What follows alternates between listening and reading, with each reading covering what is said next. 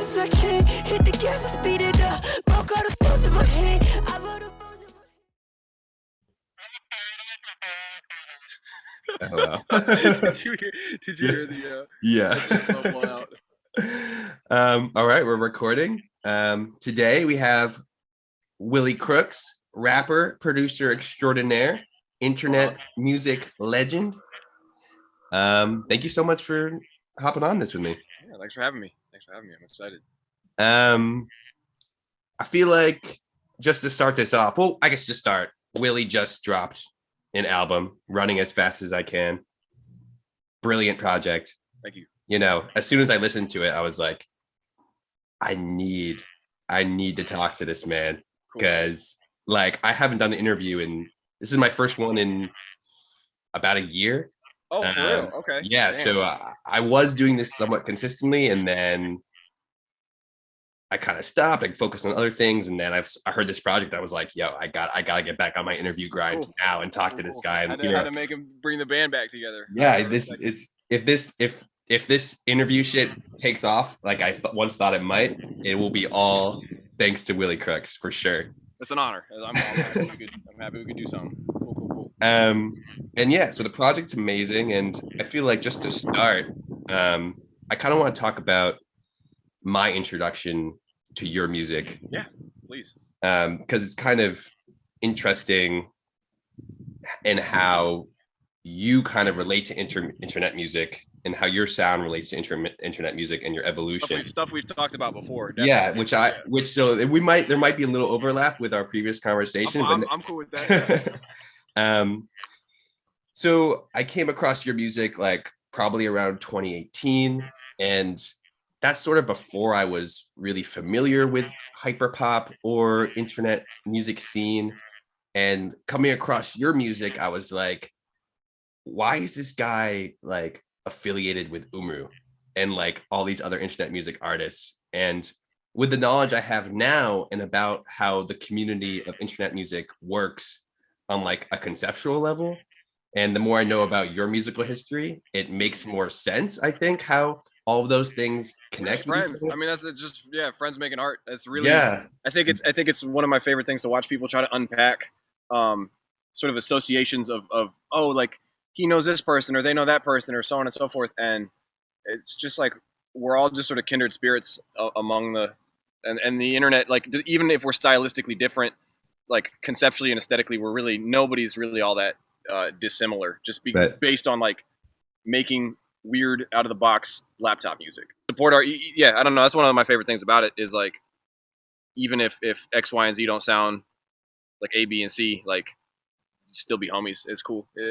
Yeah, it is super cool. And I feel like if you are down, I would love to sort of just hear from your own perspective and in your own words, like your history, how you got sort of involved in the scene in the first place, and what attracted you. I mean, it's really just that. It's I started making music in high school, really bad rap music over like all like the MF Doom's got those like instrumental tapes. Yeah. So it's just like I was just like recording over the MF Doom tapes, and I posted on SoundCloud, and I just didn't feel like I was good. I was I had a lot of work to do.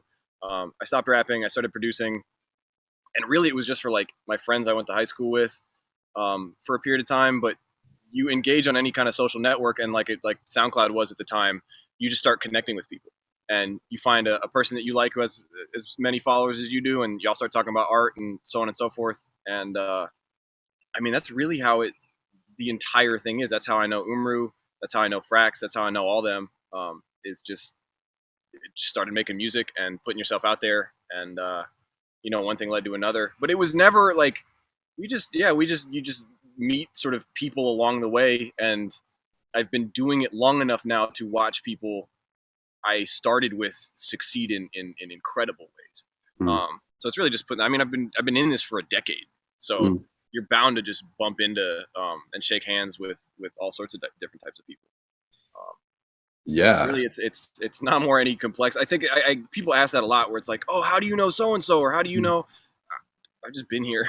Yeah. And that's always my recommendation to people when they ask how to like establish is just, I mean, I this comes back to probably some of the stuff we talked. Did we talk about the Minecraft stuff in the documentary? We did. I do want to. I have a question. Please go. Yeah, cool. I'm curious I about won't. your. I won't. We can get to that question when it comes up. But it's I mean, that was I joke is like the way I like quickly and I think the first time we really became friendly was him and Umru were having a conversation one day about how much the Minecraft music bangs.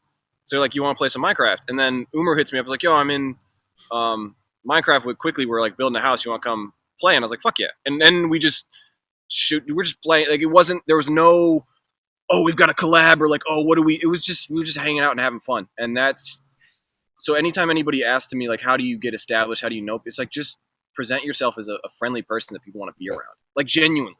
Yeah. And you meet people that, like, I don't think there was any ever a thought in my mind when I got a SoundCloud account. Shit, that thing's probably at least a decade. Yeah, it's a decade old now.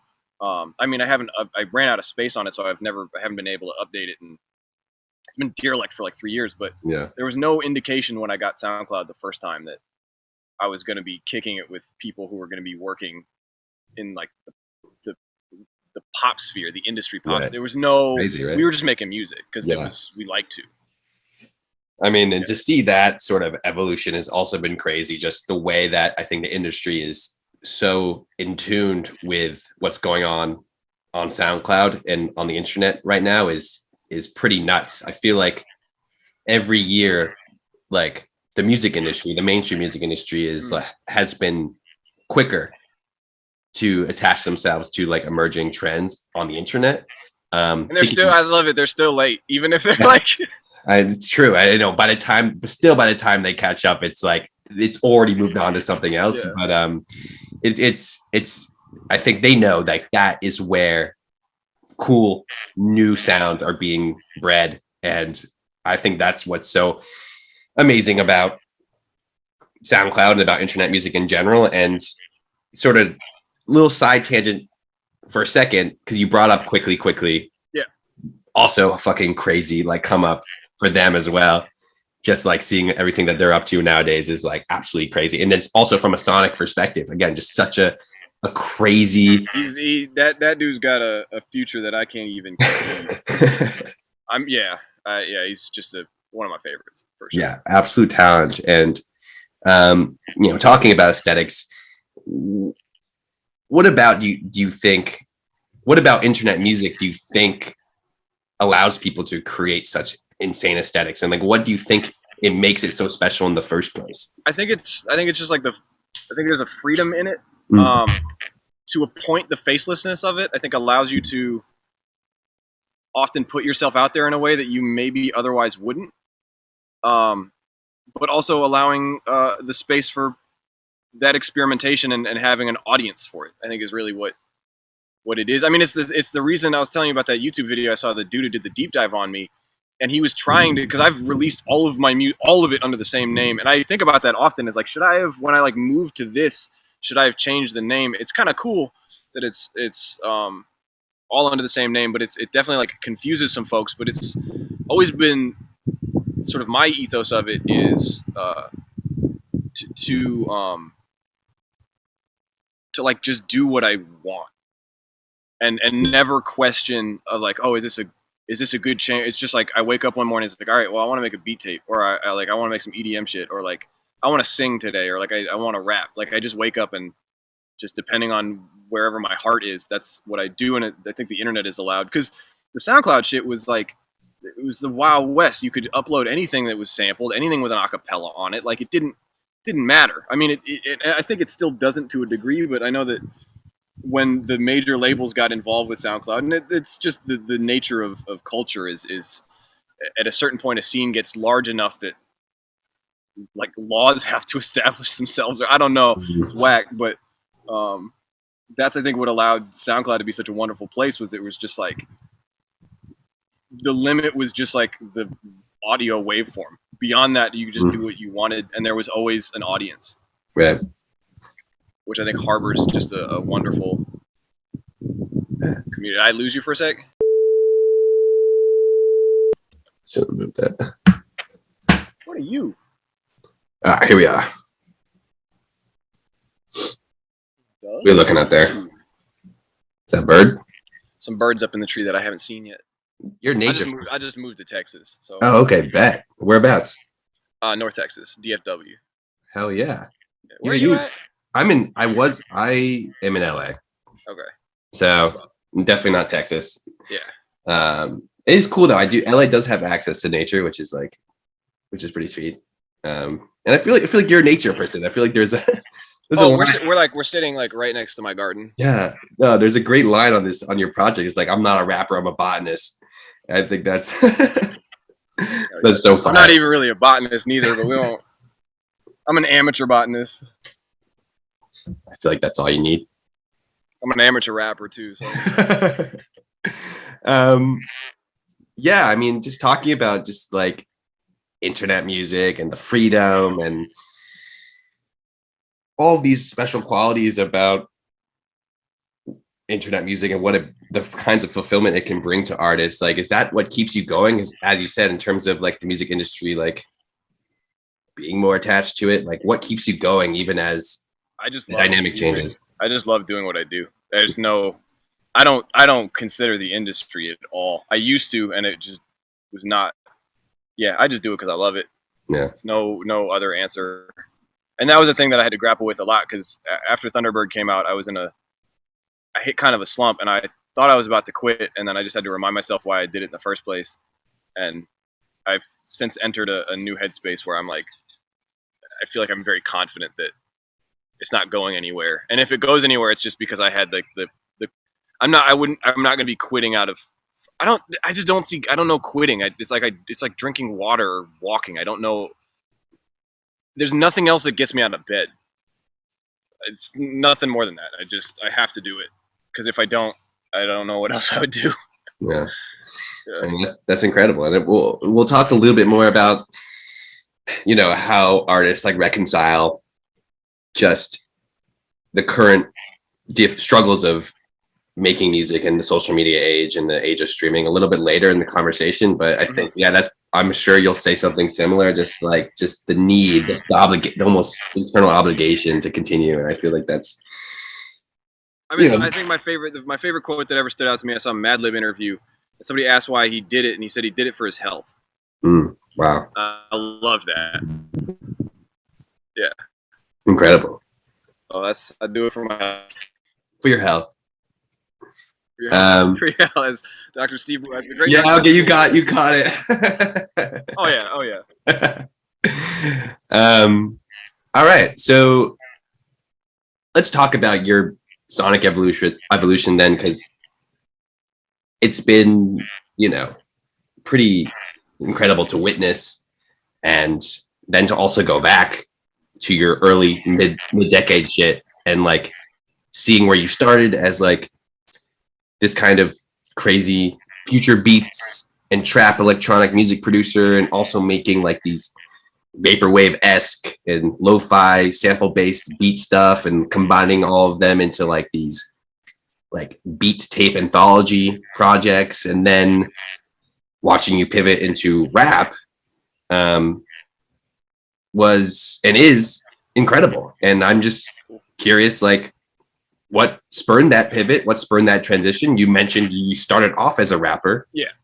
And so I think, and that's, I think, one of the funniest things is folks like, what made you start rapping? Rapping was the thing that got me into music. And in fact, I was in band in high school, and I didn't play an instrument, I rapped. And that was my real first foray, because I was always I've loved music my whole life, but I put this limit on myself as a teenager, where I'd watch all my friends in the band and be like, oh, I can't do that. And then I just didn't, because I told myself that I was like, oh no, they're musicians, but I'm not a musician. And a friend in school was really good at freestyling, and he would like really free, like making shit up as he went. And I was like, that's the coldest shit I've ever seen. Like, can you teach me how to do that? And then we realized that I had this knack for it, and it helped me sort of bridge a gap. It's the first time I ever really felt like I could participate in music. But I wasn't very good. I always had the rhythm, but the raps, it was bad. It was like just, this high schooler who likes MF Doom. It's exactly how you think it would sound. It was bad. But I started there and then realized that I just wasn't. I needed to work on it, and some circumstances in my life just put me where I was like, I ended up very dedicated to just being like, okay, well, I don't really have anything to say, but I want to keep producing, and so I just started making beats, and it was, and at the time I was listening to like a ton of Hudson Mohawk.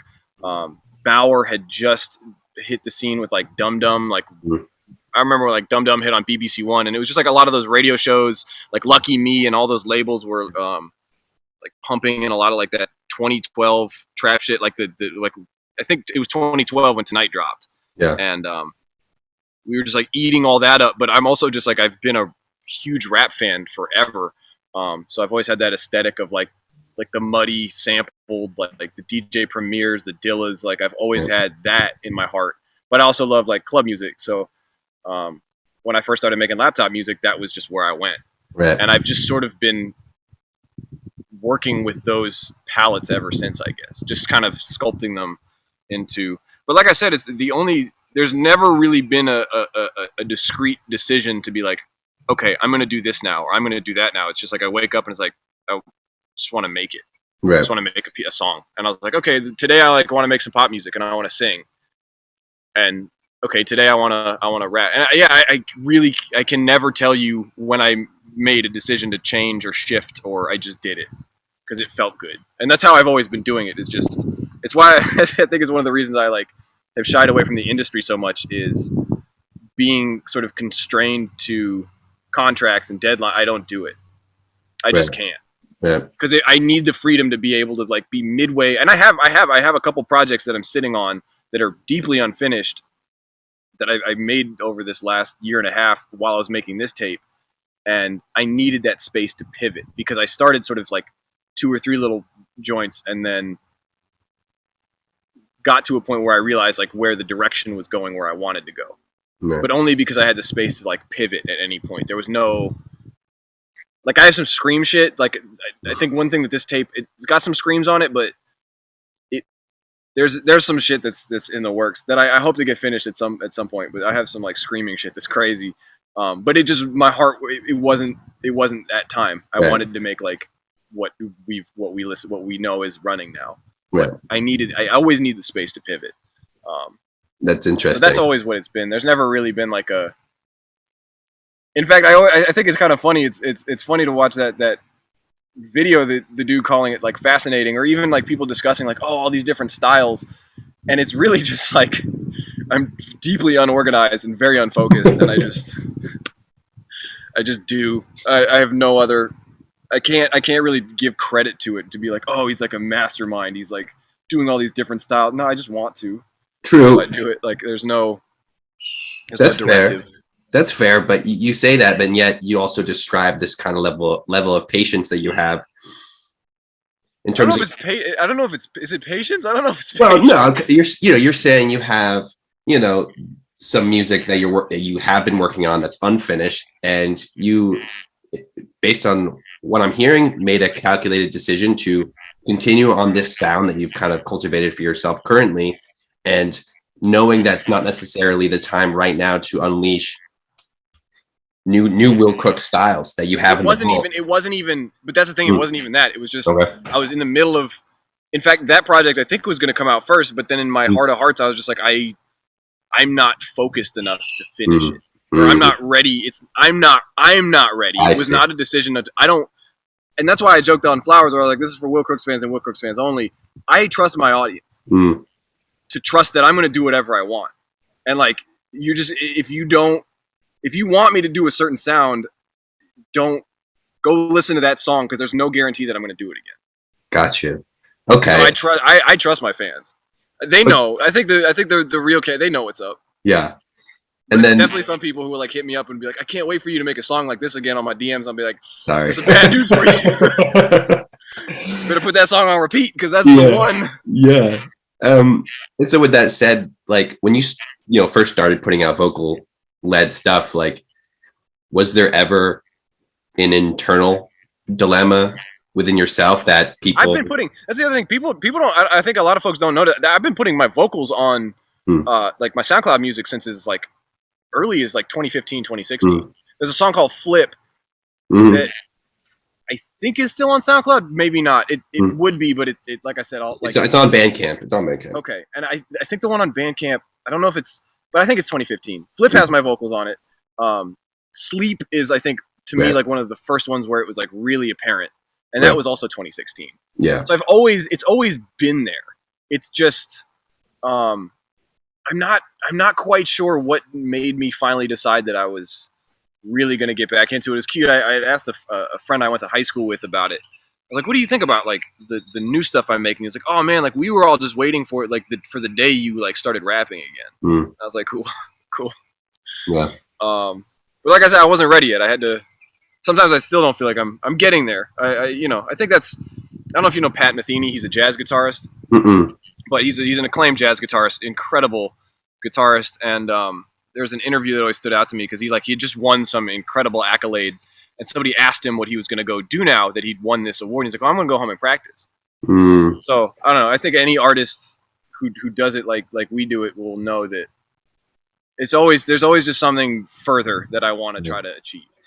Well, I think to go back to the idea of patience, I feel like that is also patience, just feeling confident that it will happen, or whatever, this gut intuition that you will be ready for something and be ready to be focused, to dedicate your time to this next thing. I think that takes a significant degree of patience, and to not quit, to feel like you have this in you, but knowing that's not the right time and waiting for that time to come. For me, that takes an incredible amount of patience. That's sort of new though. I think it's I am sitting on unreleased music for the first time in a way that I never used to. Because it used to be if I did it and I finished it, it was out. It's out. Yeah. It was always funny, these back in like the SoundCloud days, when like a lot of like the culture was you put edits on SoundCloud to get played at shows. And I would always get hit up by cats who were playing shows who were like, yo, like send me like unreleased. I was like, I don't have any. It's all out. Like the minute I would finish a song, like same night it would be up on SoundCloud. Yeah. But I'm definitely like in a new space now where I'm feeling a little more comfortable. And I think Flowers enabled me to do that. Yeah. Because Flowers has actually done better. It's been out for a year and a half, and it's done better in the last 6 months than it did in its first year. And I think that gave me the confidence to be like, all right, you can take a little time. Right. Because I've always sort of been rushing. Right. And I think seeing that Flowers was able to continue to do well even without me doing anything, just on the music alone, gave me the space. It's why Running took as long as it did, but it was like something that I did on this one that I've never done really in any of the other ones. Was I like took time. I like rewrote a bunch of shit, and like constantly. Like there was a bunch of like I would listen to a song or a demo and be like, I'd get to a section of a song and be like, nah, you can do that better, and then I would until it was like. But yeah, you need time for that, and this is definitely like a very new thing for me, is to be sitting on all of these ideas and knowing. I mean, the oldest song on Running is from December 2020. Wow. And I'm entering a space now where I do believe in like the ideas that I'm sitting on now that are sitting will sound good 5 years from now, 10 years from now. Even if I sit on the idea for 5 years, I can pull it back up and it'll have. So that's very new for me. Yeah, I mean, it's interesting you say that because I mean, later I want to talk about this a little bit later, but I feel like there is a kind of timelessness to the music that you're making. I appreciate it. I mean, it's always something that I think most artists try to strive for. It's not as intentional as maybe I'd want it to be, and I think some of the music is more timeless than other bits and pieces. But I don't know. It's I definitely just want to. You want to make a record that if you sit on it for another 6 months, it's not going to make a difference of whether it comes out tomorrow or a year from now. Yeah. And with that, it's kind of interesting because you are, regardless of the kind of music that you make, inevitably sort of associated with hyperpop and the hyperpop scene, which nowadays has a very, I think, for a lot of artists, a specific sound. Which you very much have never kind of aligned with, in my opinion. And I know you kind of pride yourself on being difficult to categorize. from a genre perspective. And I love it. I love that like the algorithm doesn't know what to do with me. It's my biggest compliment to like, yeah fuck you, computer. Like, yeah, got him. Beat it. Yeah, I love that. Do you ever feel conflicted or feel weird about the word hyperpop being sort of associated with Will Crooks? I've made peace with it. I think at a time. I mean, I was very willing to do your documentary, but you also presented it in such a way that I knew that you were trying to sort of capture how we got to that point. Yeah. And I don't know, you just presented it really in a way that I knew that it wasn't just like, I knew you seemed like you were doing your research and you really wanted to do it justice. So that's why I was, and yeah, I think I used to be a little, I don't know, I got over it. It doesn't really matter. It's just a label. And for the most part, it's just like some shit that Spotify did. And I think Peter Cooley actually put a definition in my brain that I quite enjoy the most about like what hyperpop really is. And it's just like, it's pop music just going like all the way in the direction that you want it to go in. Right. And not really considering convention is really all it should be. And that's why Gex was so, I think, such a like a catalyst for the name and the genre. But when you consider like what 1,000 Gex sounds like, is it's like it's all not all over. It's a very cohesive project, but they meld all of these different styles, and that's what. And Peter Cooley was like, that's what hyperpop should be, is where you take all these different styles. It's not like necessarily where you talk about now, where there's like, you think of the word hyperpop and there's actually a specific sonic that you can hear. There's a certain style that is almost, but to me, it's like almost not even really what it should be. Is hyperpop should be sort of limitless, right?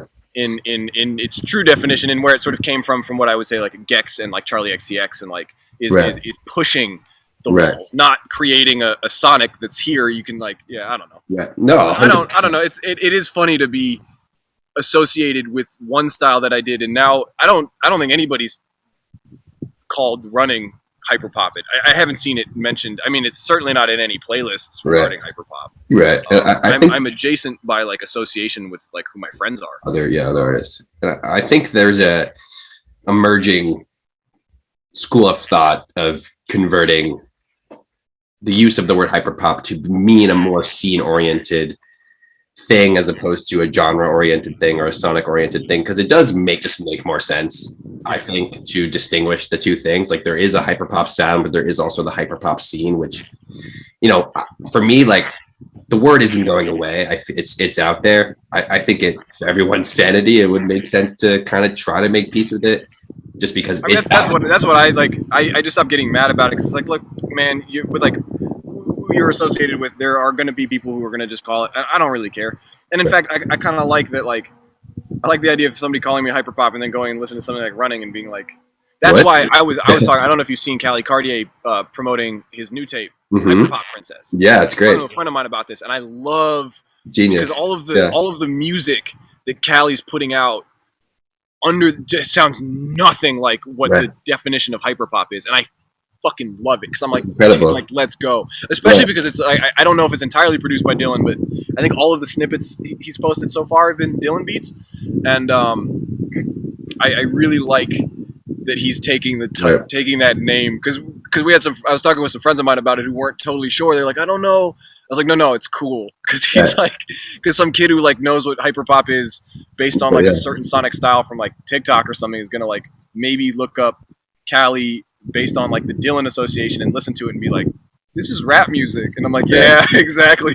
Right. It's still tapping into that ethos, though. And that's sort of where I considered Peter Cooley's definition of it, of just like it can be as much of like a sonic philosophy as it is a certain thing that sounds a certain way. 100%. And then sort of to backpack off of that, like what we were talking about before in terms of your palette and the disparate inspirations that you take from and the synthesis of those things, and then thinking back to your earlier work, thinking about a track like Sleep from 2016, rapping, doing these crazy things with your voice over like this kind of EDM electronic, bonkers electronic instrumental. Like, for me, like, that's as hyperpop as it gets. That's as But I joked about this with a friend of mine. It's always been to me more Quasimodo than anything else. Interesting. Madlib. Yeah. That's where it came from for me. And Madlib, Quasimodo's from 1999. He did that record in 1999 with Hardware. But then you get, I brought this up too, is you get cats like Quincy Jones and Michael Jackson on Pretty Young Thing with like the like that shit. It's been it's been in music. So I don't want to say like where we are now is an inevitability, but it's, I don't know, it's had some deep roots, right, in a lot of stuff that's been around. Yeah, it's like this is just being kind of recontextualized within, you know, the current music landscape of, you know, whatever 21st century or 2010s digital music production is, or whatever that means to people. I feel like a lot of people are taking whatever. I think that's for me what hyperpop is. It's like it's such an individual thing in so many ways, because it's the inspirations that a lot of these artists, the individual inspirations that these artists are taking, blending them together with their own laptop tools. That's kind of how I interpret it. And talking to you, it just kind of affirms that in a lot of ways. And then, you know, an artist like you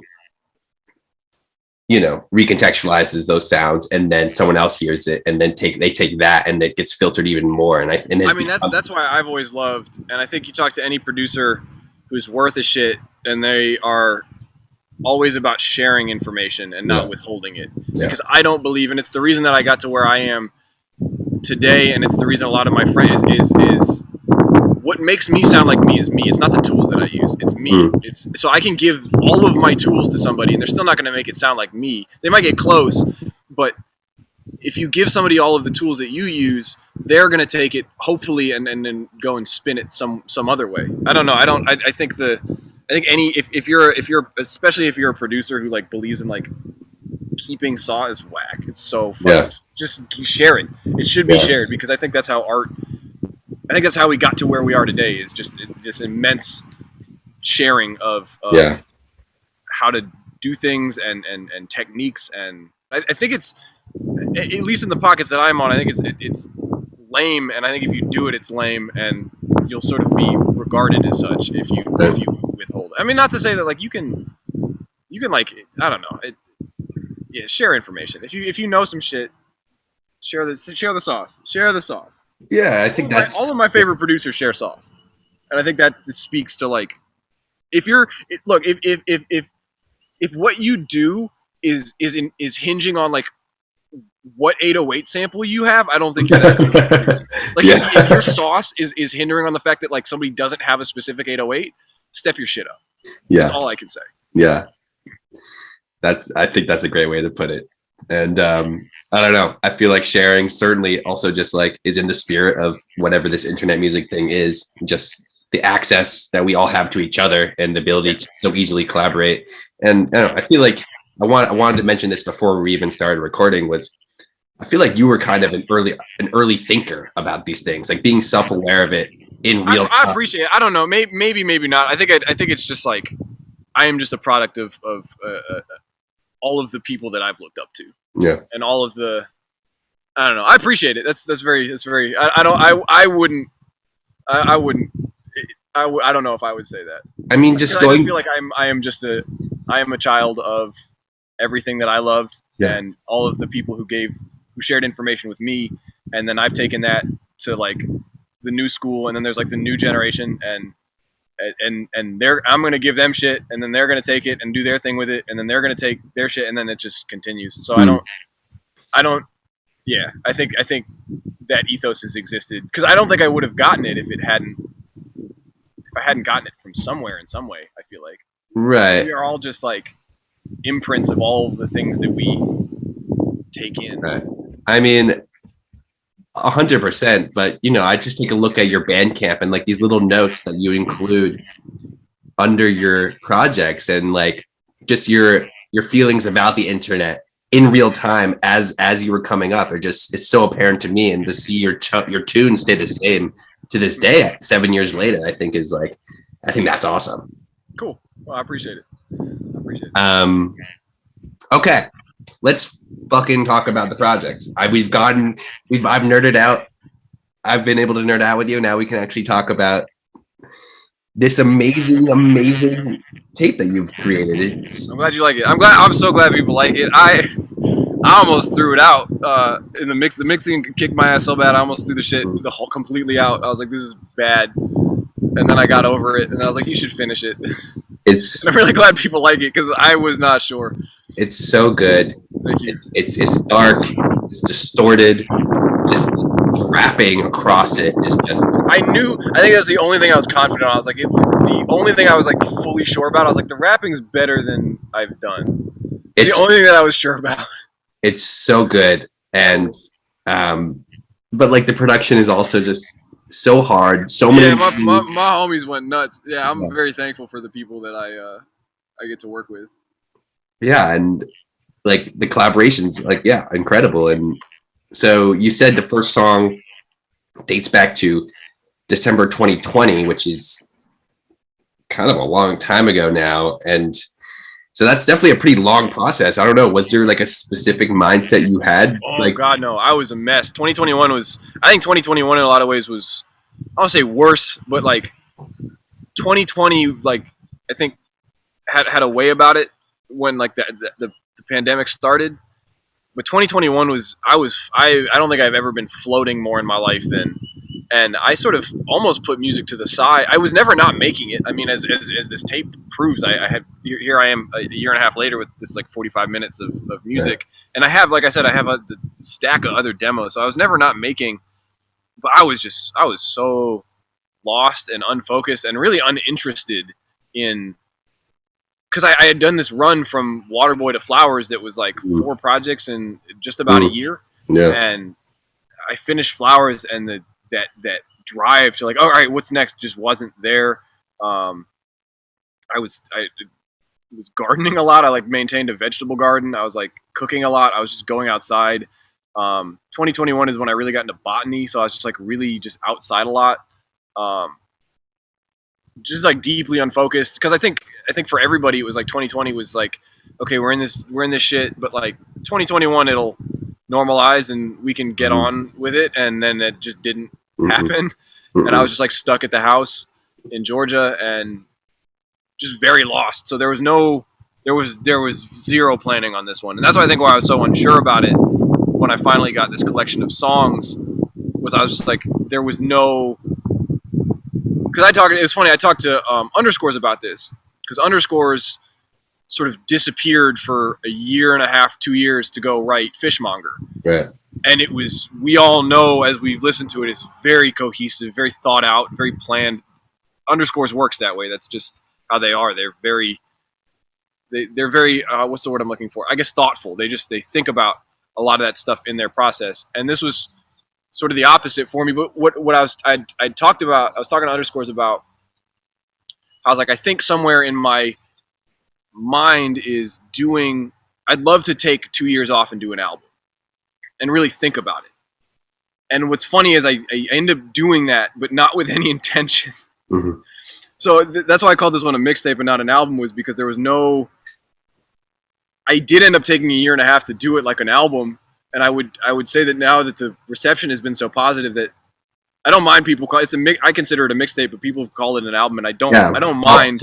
Apologies for that. It's been so warmly received, and if you feel like it listens like an album, then I won't stop you from listening to it like an album. I don't even know what it matters. It's just the title of. But yeah, it was just I was just floating for a year and a half, and I started to get these songs together, and then I was like, okay, I'll do a 5-song project, and then I added a couple more. I was like, okay, it's a 7-song project now, and I'll do these 2 EPs, and I was like, it's just not done yet. And then I added another song, and then I just kept adding the songs until I got the track list, which was literally just like I kept adding songs until I like felt like it was done.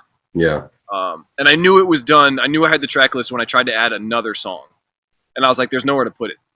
Yeah. I don't know where it would fit. Like I like the track list is what it is. I mean, but yeah, it was very unfocused, but I just, like I told you, I'm never not making music. It's just, I think in a previous era of my life, music like this, I probably would have just like released as I made it. And for whatever reason, I was just like, there's no rush. And Flowers is doing well. Flowers is being continually well received all year, so I just didn't feel like I needed. Right. I think that's another thing that I've always sort of been fighting is this fear of like, if I disappear now, they'll forget about me, or like I'll kill my momentum, because I've always like felt the momentum. But if I stop now, and I think with the way Flowers is picked up, I didn't consider, but also the way of the world. Somewhere between like Flowers making me feel confident that I didn't need to worry about it, but also just like the state of the world being, I don't really give a shit. Because it's a mess and nothing's going on right now anywhere. Yeah. We're all just like at the house. We could be dead. Like, I don't know. It was bleak. It was just like, so that's how it came about. It was just me making songs until I felt like I had enough songs to say that I'm done. Right. And in every other project that was like Flowers, I knew it was done in, I think it's 8 songs. Is it 9 songs? I think it's 8 songs. 8. Yeah. It's under 10, but, in that case, I had those tracks. And I was like, that's the track list. That's it. Right. And I knew it was done. And in this one, I had 11 songs, and I was like, if there's something's missing. And then I had 12, and something's missing, and it took 17 to get there. You know, I feel like it does take a lot of trust in your, especially in today's music climate. It does take a lot of trust in your audience to know that you can take 2 years off, a year and a half off, and that momentum isn't necessarily hindered by that break. I feel like the natural inclination nowadays is to release on a pretty consistent, frequent pace, because that is what builds your momentum. And yeah, I feel like you maybe did that. I think that's another thing that freaked me out too, was when I was mixing it and I was experiencing the doubt of the music, and I was like, fuck, is this going to be worth the year and a half of waiting? Apparently it was. I'm very thankful that it was. But that was one of the biggest things that was getting me towards the end of finishing. It was like, fuck, it's been a year and a half. Is this music going to be worth the wait? And I think that's where you end up. I can see how Dr. Dre ended up in like Detox, taking like 20 years, because he just like, you end up at this point where it's like it's got to be, you start to pursue perfection to a point, right? And that was another thing I knew about. I definitely didn't feel like I was pursuing perfection on this one. I mean, I was trying to polish it, but I just knew that it was at the end of it. And I think that was another piece of advice that I got from Underscores was, I was like, did you struggle with mixing Fishmonger? And Underscores was like, I mix until I give up. And I didn't quite understand it until I was very much at the end of this project, and I would say that that's how it was mixed. I just sort of gave up. Not in a defeatist way, but just being like, I can't do anything more. These songs sound how they sound. I can't do anything more to them. Yeah. But I think it sounds pretty good too. People have said the mixes sound good, which is cool, because I think it sounds fantastic. And I couldn't fucking tell you. I've been listening to this fucking music for a year and a half. I couldn't tell you. Come numb to it. No, but I think it sounds fantastic. And talking about the semantics between mixtape, album. I called it an album. Sorry about that. And no. It's not. Do not apologize. Like I said, it's kind of like when people call me hyperpop. I've made peace with the first few times I put the tape out, and people were like, it's an album. I was like, no, it's a mixtape. But then I could see that like. To me is a very positive thing, because it sort of indicates a level of cohesiveness. That's exactly what I was going to say. I didn't feel like was there, so I'm glad that other people do. 100%. And thinking about mixtape versus album, if there is a difference, I'm not sure there is, but like if there isn't, confidence. I think that's the only difference. Was the confidence of just like, I don't want to call it an album because I don't feel like it doesn't feel like there's a vision that I have of like taking that 2 years off with a lot of intent and focus and shit. Maybe that's just not my process. Maybe that's not how I do things. Right. But it's something that I want to try, that I've never done. And that would be an album. But this was just like a year and a half. I was making music for a year and a half amidst being outside and making pickles and shit. I don't like, that's what this is. I don't know. No, it feels like a full statement, a body of work. It feels cohesive. Like when I'm listening to it, even when I'm listening to Flowers, which is under 10 songs, like I feel like you do a really good job, especially over these past couple projects, Thunderbird 2, of like creating colors and like evoking images through the sounds. And that for me is usually a good indicator of like an album type of work where those images are consistent throughout Cool. the whole project, and I think you executed It's that. got some themes in it, but it's just I think like anybody who, that's why I like rap music so much, is rap is often just like, it's like journaling. It's just like whatever your like real life is. Not to say that there aren't like storytellers who are sort of telling fiction, but I think most of what rap is just, I mean, made $240 this month. Excuse me if I'm wrong. That was real life. That was real life. That wasn't. Yeah, I did make $240 a month. Yeah. Okay. And then, so with that said, like, what are you running from? What are you running to? What's the meaning behind the title? Myself, I guess. I don't know. I like running just because it like, running for me is so much more about the mental aspect of it than the exercise. Like, not to say that the exercise is a benefit, but yeah, I just like running because you just like, just very present, and you just have to sort of fight that voice the entire time. It's like, stop. And I think that to me is just like philosophically, like everything that I've done as an artist is just that, which is like, you get to these moments where you're like, you should stop. And it's like, no, you should finish running. You should go. And that's all it is. It's just, and I mean, it's like I said, it's everything that I do is just like, it's just like a reflection of like what I'm currently doing. And I just like, I was 2021, I was just running a lot. Yeah. And it was just sort of a theme, much like the gardening and like my philosophies on money and like the wilderness that are just sort of like present throughout the project. Is it's not really like I sat down with an outline of like things I wanted to include. It's just me putting myself out, and that's all it is. And I mean, I feel like people ask like, what is art? What is art? I think that's such a reflection of yourself. Yeah, no, I agree. That's how I interpret it, and I think about how art is of such a unique, like, human way of expressing ourselves to each other. Like, the way that we communicate with each other is by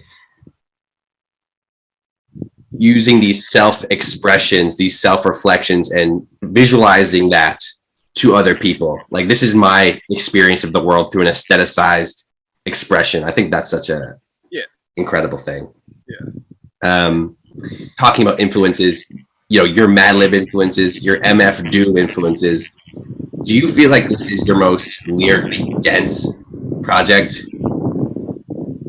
Because like I said, that was one of the things that took the longest on this project was and I hear other songs on other projects, and I think it's why I did it, is there are moments where I'll hear other songs and I'll like listen back to them and I'm like, fuck, man, why didn't I like buff that out? Or like, I could have done that better. And so when I was like listening to these demos, I just, because I decided that I was just going to keep working until it was done, and I wasn't really worried about, oh, it's got to be done in X amount of time.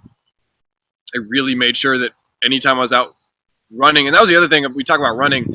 I was joking with a friend of mine who heard it early. He heard it like a week before it came out, and he was like, "It's a good tape for running." And I thought about it, and I didn't do this on purpose, but I actually think it's the perfect tape for running, because it starts like it kind of starts strong, but then like the first half is like a little bit lighter, but it's still energetic, but it, like a little bit, it's like gets you started, and then like right after Mambo 500, it hits this dense pack of like to me where the bangers are, the real, and then it goes, and then you get like another quite like nice little lull, and then it ends on sort of what I would describe like the runner's high of Don't Trip.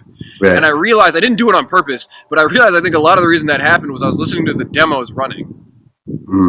And I think I arranged the track list while I was out for a run, and it wasn't completely subconscious if I did it that way, but it is sort of like the perfect accompaniment to running. But yeah, I was just like listening to these demos, and I would sit with them and listen to them, and I'd get these lyrics where I was just like, you can do that better. And you get asked the collaborators, we did this with, I think, every single feature. We would gather the song together, and it would start to come together, and I'd be like, this is incredible. We both need to go harder. And then we would rewrite. And I'm glad we did, because it's everything. And it was funny, I think the last week or two, I'm working on a sample pack right now, and I was bouncing out, doing more ad-libs. My third drum kit has a bunch of ad-libs, so I'm going to put out a sample pack with a bunch of ad-libs from this project.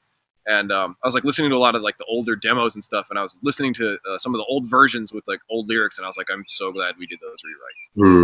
So yeah, I would say it's definitely like my most lyrically dense. I'd just say it's I don't know, I really wanted to hone in on it, because I realized that I was taking the time, so I was like, you might as well. it's great. I mean, that was for me the first. I mean, I've always enjoyed your rapping. I think you're a great lyricist. But on this project specifically, I was like, holy shit, he's going in. He's going in.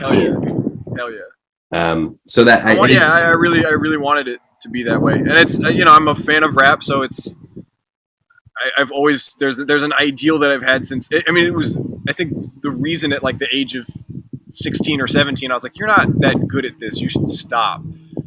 Was because I love rap so much. Because I was like, you're just not there. And I think there's this ideal that I've always been running towards. And in fact, I found out I didn't realize this. MF Doom was 33 when he wrote Mad Villainy. Crazy. Wow. And I just turned 29, so it's I think it definitely like speaks to me that like one of my favorite rap records of all time was a dude who like he was 4 years older than I was. Yeah. And I definitely find myself like entering a new space of like confidence in my ability.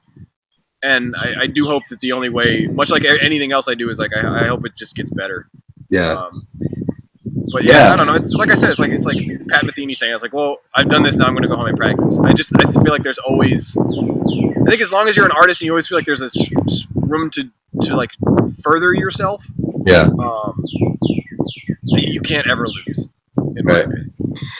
I mean, yeah, maybe in some ways you're entering like your prime as a rapper. I hope so. That would be tight. That would be super tight.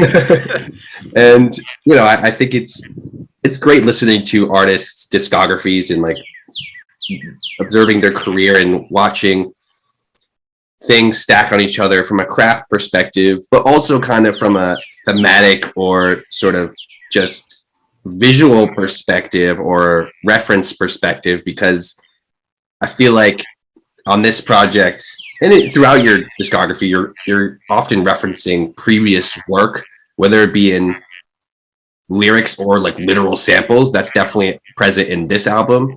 I like that about this one too, is I felt like it was sort of like, to me, like a culmination of like the last 4 of these like projects, in a way of like like really like taking the concepts that I was working with on the last ones and like really polishing it. But I liked that it was so referential to all of the other ones. Yeah. And in fact, I think there's probably you could probably, it wasn't on purpose, but I think you could probably pin a reference from every single tape somewhere on this one.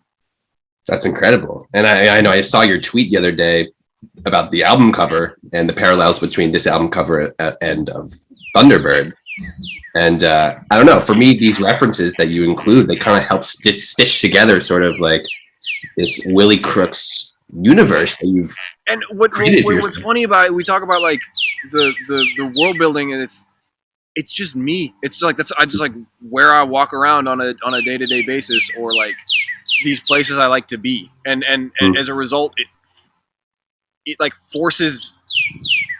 It's like forced world building only just because I'm just like I'm turning the camera on where I am, and it creates this. Yeah, I don't know. It's cool.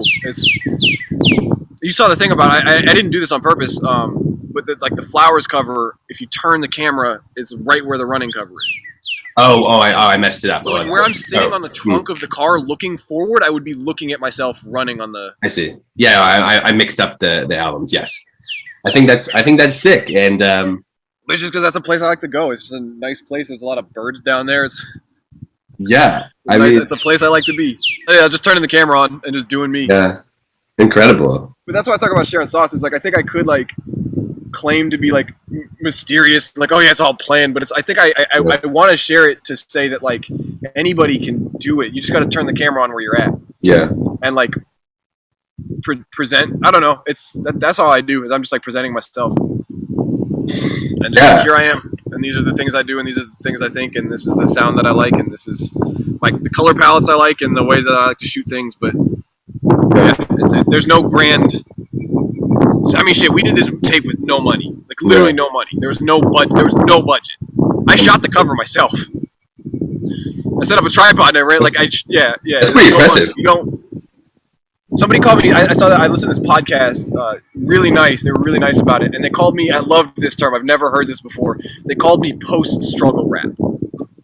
In that, like, no, it's cool. They explained it, because you think about like struggle rap being like rapping about like struggling. Yeah. And like, but like wanting to like go for like the money and how like on this project I'm like fuck the money. Yeah. Post struggle where he's broke but like he doesn't care and he's like making music that is of a caliber. I don't know. No, I think I mean you. Not the cover with the iPhone. It's my fucking iPhone. Like That's amazing. You don't need anything to just do it. No, Just do it. I blew my laptop speakers out making this fucking project. My headphone. I mixed this project on broken headphones. Doesn't matter. Nothing matters. Do your shit. You exude that. I feel like with every fiber of your being, and I feel like that kind of answer. It's both a good segue into the next question, while also kind of answering it already. But like, I do feel like it is a weird music climate nowadays where artists are constantly confronted with their metrics, the metrics of their peers, just being forced to compare yourself to everyone around you at all times. And if I had let that get to me, I wouldn't still be here. Yeah, because I had a lot of years that were worse. I would do better, and then I would have a year after where it was worse than the year before, and that's not a good indicator of keep going. Yeah, where it's like, oh shit, we did good last year, we did worse than the year before. If I let that get to me, I would still be here. Right. That shit don't matter. Yeah, and just make music. I mean, that's what I like continue trying to do is just like make art that is so like they can't. Lil Ugly. I posted this. Lil Ugly Mane said this. Basically, just like because Lil Ugly Mane's been able to remain independent this whole time too, right. And he's just like make art that is so like impactful or so just good enough that like they have to mention you or they lose credibility. Yeah. And that's what I'm trying to do. I just like, I belong here. I can be here, and yeah. Yeah, and I think like that's why I'm talking to you right now, and and like as we alluded to before, like there is a kind of timelessness to your music, and I think the fact that even within this music climate, when it's incentivized to hop on the most trendy kind of sound, it doesn't last. And like you can get, I see this happen with these kids on TikTok all the time, is they'll have that one single pop off and they have no, and I'm not putting them down, like the songs are catchier and more earwormy than anything I'd ever done, but it's not sustainable. Yeah. And maybe that's like your goal is to like, because I'm sure a lot of them made like a nice little bag off of it, but I think a lot of those artists face this dilemma that I've never had because I've been just doing it for 10 years, just sort of spinning my wheels. But yeah, and I think like it's just staying true to yourself. And I've gotten into working with artists from a managerial perspective, and I manage an artist now, and like we talk about this shit all the time. And Rilo, right? Mm-hmm, exactly. Yeah, she's cool. Yeah. She's the best. And we have conversations about music, like philosophical conversations, and how she wants to approach her sound. And I think like the takeaway every time is just like stay true to yourself, make sure you're having fun, like don't worry about any of it. If you enjoy the music that you're making and you feel like it's honest to who you are, then like that is what's going to resonate with people if you're in it. And I feel like that is, to go back to the hyperpop thing, like that is, again, that's for me, that's hyperpop, like staying true to your fucking sensibilities. And I think that's why I've been able to form because I have people who've been listening to me since 2015, 2014, and who have been fans the whole time. And I think it's just because they like that I do those sort of pivots. Yeah, I think it's people like that.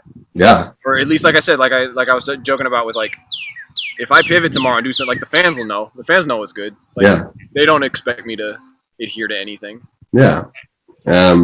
It's better that way too. I don't know. I think a lot of these like I said, because I think what happens is you get a hit on TikTok and it's maybe your first single, and that's dope. But then you have this, you're still so green as an artist, and you're still so learning so much about yourself. But now you like, I think they end up in this like space where they'll get that first single, and it'll catch on something like TikTok, but then they hit like such a success that I think they almost put themselves in a box and don't let themselves explore or stress themselves out. Or really, I see this a lot with some of these younger cats who've seen success far further than I've ever had, who are on Twitter seemingly very stressed about sort of their future in what they're doing. And I think one of the advantages that I've had in sort of being in my own little space down here, I don't want to say unsuccessful, but just doing what I do with how I do it is allowed me to really develop and hone in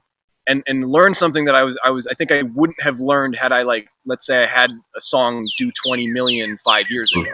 Mm-hmm. Because it's allowed me to have this space where it's like, okay, I can trust myself and I can know and I can trust my fans. And I don't know, I definitely, like, it's a long and hard road this way. And, like, look, hey, if you can write a pop song and get yourself popping off on the first single, more power to you. It just wasn't in me. Yeah. It wasn't my path.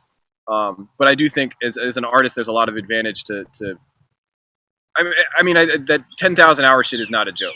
Yeah, totally.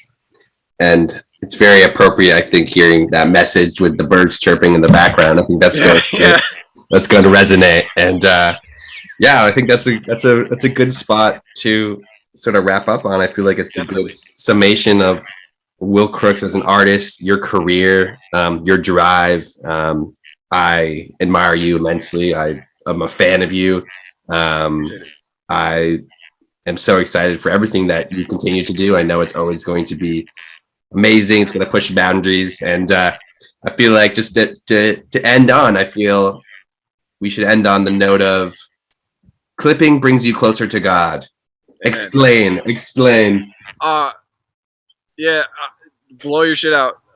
It's spiritual. I don't know. It's like it kind of is. I don't know. Much like anything I've ever done, there's not really a lot of thought in it beyond it just sounded good. But also, like, the way that I deal with religion in the South and, like, what it means. And I won't get too into it just because it's the whole thing. But yeah, it's just like I have these qualms with a lot of the foundations of what the church means, and I don't respect it. And I think that there's, like, to me, I think there's a lot of, like, what we do in music is like church, and I think I think there's like a spirituality to just, like, going to a show and just, like, blowing that shit out and just, like, feel, I don't know, it's raw. It's it's not that thought out. I just said it on a record one time. I was like, that sounds good, I'm gonna put it on a shirt. And then people stuck with it, and it's fun. I don't know. But yeah, it's just like, I would say it's very much just like, yeah, blow the shit out, don't think about it. Get closer to God. Yeah, get closer to God. Yeah, I don't know. Fucking yeah. Hell yeah, man. Willy, thank you so much for thank you for hopping on this with me. This has been great. All right, I'll stop recording and then we can wrap up and then say goodbye.